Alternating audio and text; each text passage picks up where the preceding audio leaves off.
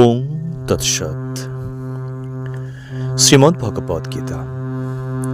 আমার সকল শ্রোতাবৃন্দকে এই শুভ প্রভাতে সুপ্রভাত জানাচ্ছি, নমস্কার জানাচ্ছি। আজ আলোচনা করব সৎ এবং অসৎ বস্তু সম্বন্ধে। কেননা যিনি যথার্থ জ্ঞানী, ভগবান বলছেন যিনি যথার্থ জ্ঞানী, যিনি তত্ত্বদর্শী জ্ঞানী, অর্থাৎ যার মধ্যে দেহের জ্ঞান আছে, আত্মার জ্ঞান আছে, এবং দেহ এবং আত্মার স্বরূপ সম্বন্ধে যার জ্ঞান আছে, প্রভেদ সম্বন্ধে যার জ্ঞান আছে, তিনি হলেন তত্ত্বদর্শী সাধক, তত্ত্বদর্শী, তিনি জ্ঞানী। তো যিনি যথার্থ জ্ঞানী তিনি সৎ এবং অসৎ বস্তু সম্বন্ধে অবগত আছেন। সৎ এবং অসৎ বস্তু, এই জগতে মাত্র দু প্রকার বস্তু আছে, একটি হলো সৎ আর অন্যটি হলো অসৎ। এই জগতে যা কিছু দৃশ্যমান, প্রকাশমান, যা কিছু দেখা যাচ্ছে, যা কিছু বিকশিত হচ্ছে, অর্থাৎ যার পরিবর্তন আছে এবং বিনাশ আছে, সে সমস্তই হলো অসৎ বস্তু। এই দেহটার পরিবর্তন আছে এবং একে দেখা যাচ্ছে, এবং এই দেহের বিনাশ আছে, সুতরাং এই দেহটাও কিন্তু অসৎ বস্তু। এই যে মন, দেহস্থ মন, এই মন তো দেহের অংশ, তাই মনও কিন্তু অসৎ বস্তু। তাই মনের মধ্যে যে ছায়া ফেলে, যে কল্পনা, যে ভাবনা, এ সমস্তই কিন্তু অসৎ। অর্থাৎ দেহস্থ সুখ দুঃখ, ভালো মন্দ, এ সমস্তই কিন্তু অসৎ। এই জগতে একটি মাত্র সৎ বস্তু আছে, আর তা হলো আত্মা। এই আত্মাই হলো সৎ, আর সবই হলো অসৎ বস্তু। অসৎ যার পরিবর্তন আছে, যার বিনাশ আছে, যা জড়, যার প্রাণ নেই। আর সৎ বস্তু হলো প্রাণময় সত্তা, এক চেতন সত্তা, এক জ্ঞানময় সত্তা, যা আত্মা রূপে সমগ্র জগতে সমস্ত কিছুর মধ্যে তিনি আছেন, যা সমগ্র জগতে ব্যাপ্ত। তাই ভগবান এই সৎ বস্তু স্বরূপ সম্বন্ধে ভগবান শ্রীকৃষ্ণ অর্জুনকে বললেন, অবিনাশী তদ্বিদ্ধি যেন সর্বমেদং তমঃ বিনাশমবয়সস্য ন কর্চিৎ কর্তুমহর্তি অন্তবন্ত ইমে দেহা নিত্যশক্ত শরীরেণ অনাশিনেহ প্রমেয়স্য তস্মাৎ যুদ্ধস্য ভারত য এনং বেত্তি হন্তরং যশ্চৈনং মন্যতে হতম উভয়ে তো ন বিজানীত নং হন্তি ন হন্যতে ন জয়তে ম্রিয়তে বা কদাচি নন্নং ভূত্তঃ ভবিতা ন ভূ অজো নিত্য শাশ্বত হয়ং পুরাণ ন হন্যতে হন্যমানে শরীরে। বুঝছেন অর্জুন, এই যে সৎ বস্তু বা আত্মা, যাকে আমরা সৎ বস্তু বলছি, সেই সৎ বস্তু হলো আত্মা। এই আত্মা সর্বত্র ব্যাপী, সব জায়গায় আছে, কোথায় নেই, সর্বত্র। এই আত্মা সর্বত্র ব্যাপী, নিখিল জগৎ জুড়িয়ে আছে। ইহা সর্বত্র ব্যাপীও পরিবর্তনহীন, এর কোনো পরিবর্তন নেই, বিনাশ নেই। ইহা সর্বদাই এক প্রকার। আমার মধ্যে যে আত্মা, আপনার মধ্যে সেই এক আত্মা, সমস্ত কিছুর ভেতরে সেই এক আত্মা আছে। ইহা সর্বদাই এক প্রকার। ইহার বৃদ্ধি নাই, ক্ষয় নাই, ইহার বিকার বা ব্যভিচার নাই, অর্থাৎ এর কোনো কাম, ক্রোধ, লোভ, মোহ, অহংকার নাই। আত্মার কোনো কাম নেই, ক্রোধ নেই, আকাঙ্ক্ষা নেই, ক্রোধ নেই, লোভ নেই, মোহ বা অহংকার নেই, এর কোনো ব্যভিচার নেই, অর্থাৎ এর কোনো পরিবর্তন তো নেই, এর ব্যভিচার নাই। ইহা নিত্য বস্তু, অর্থাৎ ইহা চিরন্তন সত্তা, এই সমগ্র জগতের মূল সত্তা, নিত্য সত্তা, অনিত্য নয়। এই দেহটা তো অনিত্য, আজ আছে কাল থাকবে না। আমি যা কিছু দেখতে পাচ্ছি, আজকের আছে, কালকের এর পরিবর্তন হবে, একদিনের বিনাশ হবে। কিন্তু এই যে আত্মা, যে অদৃশ্য সত্তা রূপে বা জ্ঞানময় সত্তা রূপে আমাদের সমস্ত কিছুর ভেতরে আছে, এই আত্মাই নিত্য বস্তু। এ সমগ্র জগতের বিনাশ হলেও কিন্তু এই আত্মার বিনাশ হবে না। ইহা নিত্য বস্তু, ইহা ভোগ রহিত। এই আত্মার কোনো কামনা বাসনা নেই, ভোগের আকাঙ্ক্ষা নেই। আমরা মাঝে মাঝে বলি যে আত্মা চাইছে, না, আত্মা কখনো চায় না। আত্মার কোনো ভোগ বাসনা নেই। এই আত্মা ভোগ রহিত এবং পরিণাম শূন্য। এই আত্মার কোনো পরিণাম বা পরিণতি নেই। দেহের পরিবর্তন আছে, বিনাশ আছে, পরিণাম পরিণতি আছে। জড়বস্তুর পরিণাম আছে, পরিণতি আছে, কিন্তু আত্মা তো সৎ বস্তু, জ্ঞানময় সত্তা। তা জড়বস্তু নয়, তা চেতন সত্তা। তাই এই আত্মার কোনো পরিবর্তন নেই, এর কোনো ভোগ বাসনা নেই, এর কোনো পরিণাম বা পরিণতি নেই। এই আত্মার বিনাশ নেই, অবিনাশী সত্তা। এই আত্মা কাহাকেও বধ করে না, আর কেহই আত্মাকে হত্যা করতে পারে না। ইহা জন্মেও না, মরেও না, বারবার জন্মিয়া বৃদ্ধিও পায় না। ইহা অজ, অর্থাৎ জন্ম মৃত্যুহীন। অজ মানে জন্ম আছে, যার মৃত্যু আছে, কিন্তু আত্মা অজ, জন্ম মৃত্যুহীন।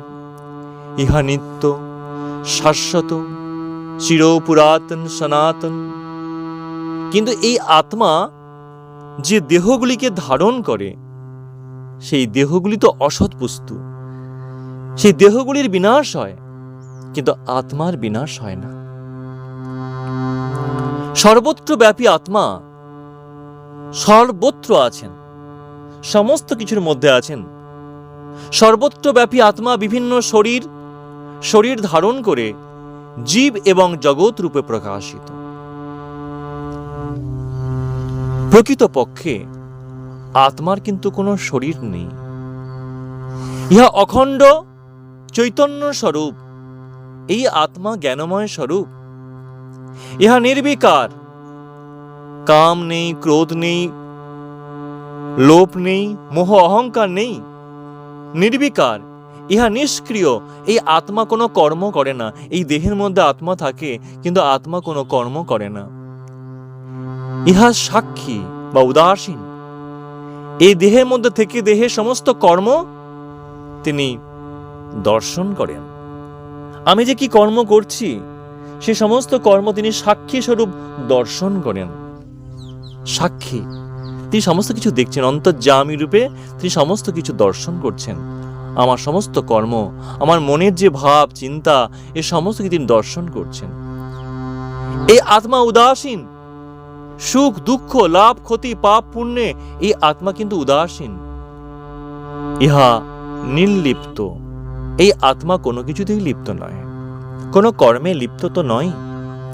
তো এই আত্মা যে শরীরগুলোকে ধারণ করে, এই আত্মা আমার শরীরকে ধারণ করে আছে, এই যে শরীর ধারণ করে, এই দেহস্থ ইন্দ্রিয়, মন, বুদ্ধি ইহারাই কর্ম করে, কিন্তু আত্মা কোনো কর্ম করে না।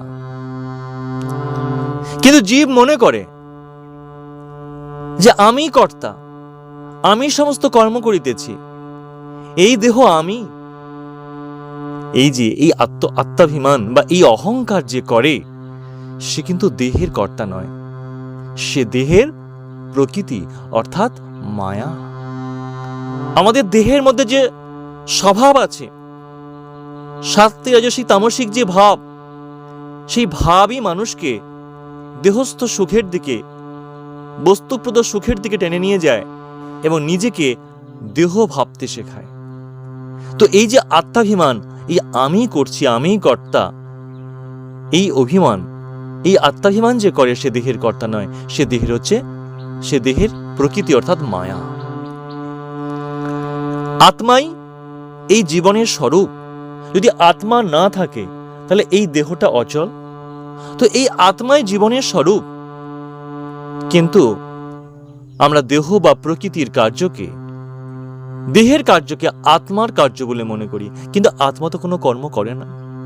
কিন্তু আমরা দেহের কার্যকে আত্মার কার্য বলে মনে করি, আর এজন্যই আমাদের কর্তৃত্বাভিমান হয় বা আত্মাভিমান হয়, অহংকার হয়। এই যে আমি করি, আমি কর্তা, আমি তো করি না, আমি তো আত্মা, আত্মা তো কোনো কর্ম করে না। দেহ প্রকৃতি কর্ম করে, কিন্তু এই দেহ প্রকৃতি কিসের বশে কর্ম করে? মায়া বা দেহ প্রকৃতির স্বভাবের বশে কর্ম করে। কর্ম তখনই করে যতক্ষণ এই আত্মা এই শরীরের মধ্যে আছে, ততক্ষণ মায়া কাজ করে। তো এই জন্যই আমাদের আত্মাভিমান হয়, আমরা মনে করি যে এই দেহ আমি, এই রক্ত মাংসের শরীরটা আমি, এই দেহটাই আমি মনে করে অজ্ঞানতা বশত আমি অহংকার করি, আমি কর্তা, আমি কর্ম করিতেছি। এই যে আত্মাভিমান বা এই অহংকার, এটা অজ্ঞতা বা অজ্ঞানতা। যতদিন এই অহংকার থাকবে, বা অহংকার মানে হচ্ছে অজ্ঞানতা, যতদিন এই অজ্ঞানতা থাকবে ততদিন কিন্তু পাপ পুণ্যের বোধ দূর হবে না। ততদিন আমরা পাপ বা পুণ্য সম্বন্ধে উপলব্ধি করব, যেটা পাপ, এটা পুণ্য, এই ভাব বা এই বোধ, পাপ পুণ্যের বোধ ততদিন থাকবে যতদিন আমরা মনে করব যে আমাদের মধ্যে এই অজ্ঞানতা থাকবে। যতদিন আমরা মনে করব এই দেহটাই আমি, এই রক্ত মাংসের শরীরটাই আমি কর্ম করছি, এই অজ্ঞানতা যতদিন থাকবে ততদিন আমাদের মধ্যে পাপ বা পুণ্যের বোধ থাকবে। কিন্তু এবং ততদিন আমাদের ফলভোগ, কর্মের যে ফলভোগ, সেই ফলভোগ করতে হবে। কিন্তু যখন আত্মার স্বরূপ সম্বন্ধে যথার্থ জ্ঞান লাভ হবে যে আত্মা এমন, আত্মা অবিনাশী সত্তা, এই আত্মাই হলো সচ্চিদানন্দ, এই আত্মাই হলো সৎ, মূল সত্য। সৎ মানে কি? মূল সত্য, নিত্য সত্য, যার পরিবর্তন নেই, বিনাশ নেই। আর এই মূল সত্যই হলো তো জ্ঞানময়, জ্ঞান স্বরূপ। আর এই জ্ঞানময় সত্তাই হলো আনন্দ স্বরূপ, আনন্দময়, সচ্চিদানন্দ। আমি, আপনি, এই যে দেহ, এই দেহটা অসৎ বস্তু, এর পরিবর্তন আছে, এর বিনাশ আছে, এটা সত্য, কিন্তু শেষ সত্য নয়, মূল সত্য নয়। আজ আছে, কাল থাকবে না। কিন্তু আত্মা, তার পরিবর্তন নেই, তার বিনাশ নেই, নিত্য বস্তু, এটি হলো মূল সত্য। তো যখন এই আত্মার স্বরূপ সম্বন্ধে যথার্থভাবে আমাদের জ্ঞান লাভ হবে, অর্থাৎ যখন আমরা আত্মার স্বরূপ সম্বন্ধে সাধনার দ্বারা, ধ্যানের দ্বারা যখন আত্মার স্বরূপ পূর্ণভাবে উপলব্ধি করতে পারব, তখনই আমাদের জীবনে যে সুখ দুঃখ, এই যে জন্ম মৃত্যু সম্বন্ধে আমাদের সকল ধারণা কিন্তু স্পষ্ট হবে। দেহকেই জীবনের স্বরূপ মনে করে, এই রক্ত মাংসের শরীরটাকে আমরা জীবনের স্বরূপ বলে মনে করি, এই দেহটাকে আমি মনে করে দেহস্থ সুখ দুঃখে আমরা দুঃখিত হই, দুঃখে আমরা দুঃখিত হই, সুখে আমরা বিভোর হয়ে পড়ি, দেহের বিনাশে আমরা আকুল হয়ে পড়ি। এই ভাব বা এই ধারণা, এটা কিন্তু অজ্ঞানতা বা ভ্রম। আর এই অজ্ঞানতা হইতেই সকল সুখ দুঃখের উৎপত্তি। তাই যিনি আত্মজ্ঞান বা আত্মার স্বরূপ সম্বন্ধে জ্ঞান লাভ করিয়াছেন, যিনি আত্মজ্ঞান লাভ করিয়াছেন, তিনি জানেন যে এই জগতে মৃত্যু নাই। জীবাত্মাই, এই আত্মাই এক দেহ ধারণ করিয়া আবার নতুন দেহ ধারণ করে মাত্র, এক দেহ ত্যাগ করিয়া আবার নতুন দেহ ধারণ করে মাত্র। কাজেই এই মৃত্যুজনিত শোক অজ্ঞতা বা অজ্ঞানতা মাত্র। সুতরাং এই দেহ নয়, এই রক্ত মাংসের শরীর নয়, এই দেহস্থ দেহের ভেতরে যে অন্তর্যামী সত্তা আছে, আত্মা আছে, নিত্য সত্য আছে, সৎ বস্তু আছে, তাকে, তার সম্বন্ধে, তার স্বরূপ সম্বন্ধে জ্ঞান লাভ করতে পারলেই আমাদের মুক্তি। সাধনার দ্বারা শান্ত স্থির ভাবে যদি আমরা সাধনায় ব্রতী হই, সাধনা করতে থাকি, তাকে জানবার চেষ্টা করি, যাতে আমরা শান্ত হব, ধীর হব, স্থির হব, ধ্যানস্থ হব। জপের মধ্য দিয়ে, ধ্যানের মধ্য দিয়ে যখন আমরা স্থির শান্ত হব, তখনই আমরা তাকে উপলব্ধি করতে পারবো, তার স্বরূপ সম্বন্ধে আমরা জ্ঞান লাভ করতে পারবো। আত্মজ্ঞান লাভ করতে পারবো। কিন্তু আত্মজ্ঞান লাভ করতে পারলেই তো আমাদের মুক্তি, তাই না? তাই সবার মুক্তি আসুক, আত্মার প্রকৃত স্বরূপ সম্বন্ধে যথার্থভাবে প্রত্যক্ষভাবে জ্ঞান অর্জন করুক। এই আত্মজ্ঞানের আলো, আত্মজ্ঞান লাভের যে ইচ্ছা, সেই ইচ্ছা সবার মনের মধ্যে জাগ্রত হোক। এই শুভ প্রভাতে এই শুভ ইচ্ছা রেখে আজ এই শুভক্ষণ, শুভ মুহূর্তে, এই শুভ সকালে প্রভাতে সকলের শুভ কামনা করে আজ শ্রীমদ্ ভগবত গীতার এখানেই রাখছি। হরে কৃষ্ণ, জয় গীতা, ও তৎসৎ।